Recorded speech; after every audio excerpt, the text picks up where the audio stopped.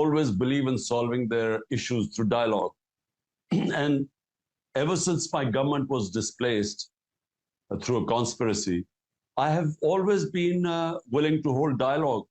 I held dialogue with General Bajwa. Twice I met him. We had teams talking to him. And then since then again, to the new army chief, I have offered dialogue again. But, dialogue means it has to be two ways. So far, there's no response from the current army chief. All these political parties, they are, without the military establishment, they are nothing. I mean, electorally, if there are elections, they will be wiped out.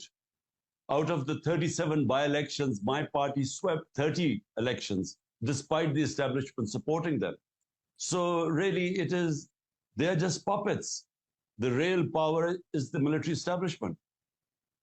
I'm doing politics not for myself, for my country. Because, I'm the only politician who the Almighty Allah had given everything. I mean, I had no reason to be in politics. I did politics because I believed that, we have to have rule of law in Pakistan. Rule of law gives you freedom.